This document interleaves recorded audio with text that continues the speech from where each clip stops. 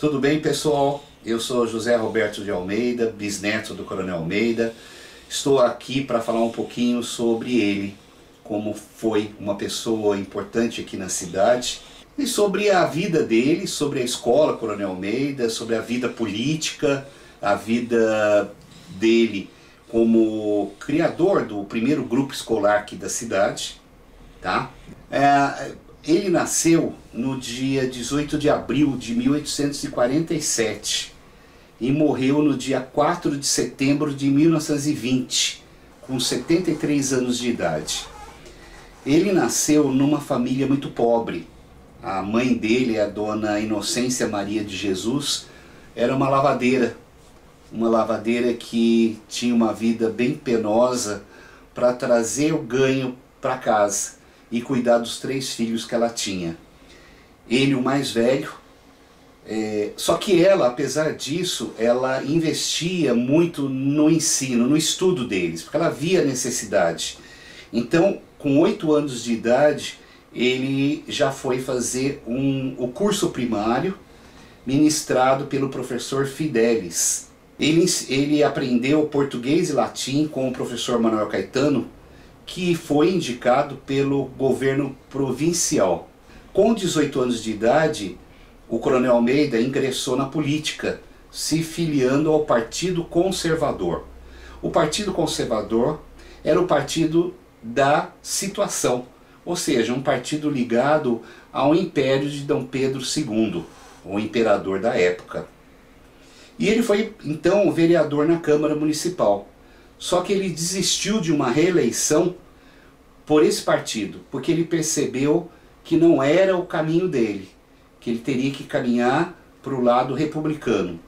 Havia naquele momento, naquela época, realmente um conflito e que estava se formando então toda uma estrutura para a mudança de sistema de governança.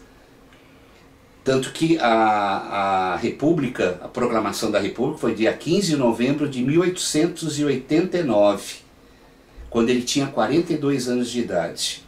Nessa época, então, da proclamação da República, ele já era ligado ao regime republicano e era presidente da Câmara. O Coronel Almeida, na realidade, ele só foi considerado como Coronel Almeida quando ele foi, então, destacado para a Guarda Nacional, que foi instituído em várias cidades que tinham pessoas influentes, pertencentes ao mundo político da cidade, e foram convidados para que pudessem sustentar um cargo militar. Afinal de contas, a própria proclamação da República foi um golpe político-militar.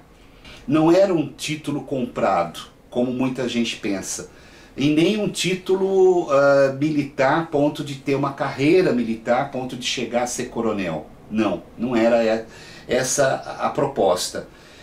Era, na realidade, um título dado pelo novo governo, chamado então República Velha, às pessoas políticas e influentes da cidade, para que pudessem fortalecer a República na sua região. Então, Firmino Ladeira recebeu o próprio Coronel Almeida. Então ele ficou conhecido como Coronel Almeida a partir do recebimento desse título. Antes disso ele era simplesmente um vereador, né? Um vereador Benedito José de Almeida, que é o nome dele.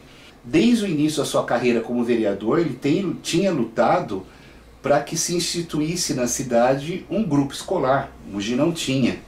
Mogi, na realidade, recebia professores que eram indicados pelo governo provincial, o governo, então, do Império, para que dessem aula para aqueles que se interessavam.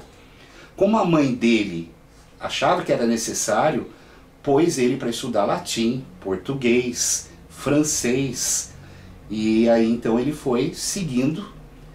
Aí ele, quando chegou a ser vereador pela Câmara, na sua primeira gestão, ainda pelo Partido Conservador, ele já começou pela luta da instituição de um grupo escolar. E foi feito. foi feito.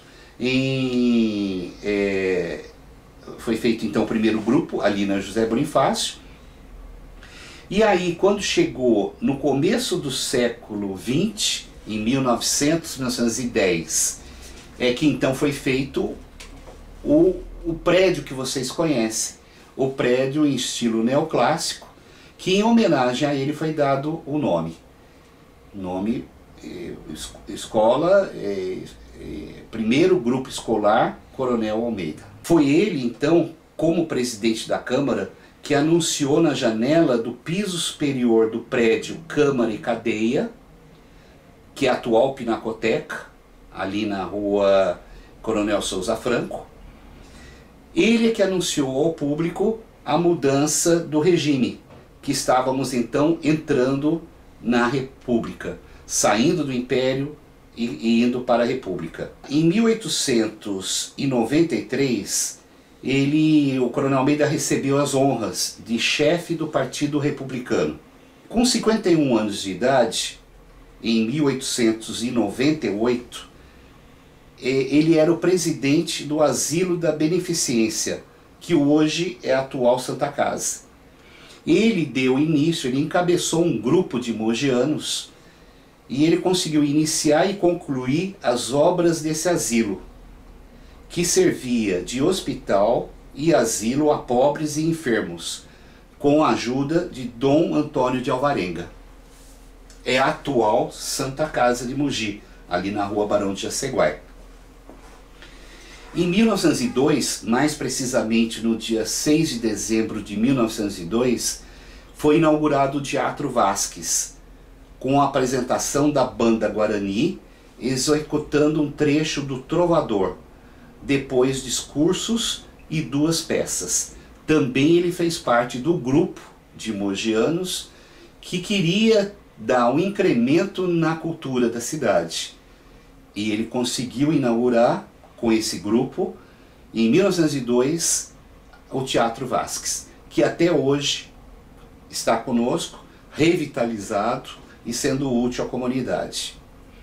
E em 1908, mais precisamente a 12 de janeiro de 1908, é tornada pública a relação dos integrantes da Brigada da Guarda Nacional, com sede em Mogi das Cruzes. Tem uma foto que vocês vão ver, que é muito interessante, que foi tirada no dia 15 de novembro de 1909, com todo o batalhão da Brigada da Guarda Nacional.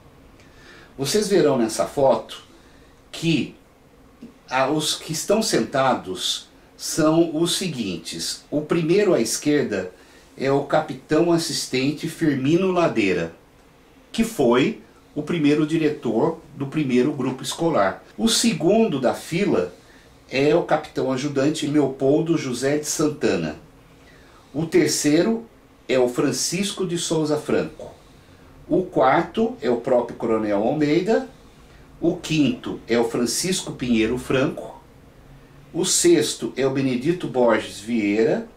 E o sétimo é o Climério Godin da Fonseca, do Exército Nacional. Tá? Então, essa turma toda tinha essa função. E hoje a maioria é lembrado por conta do nome das ruas.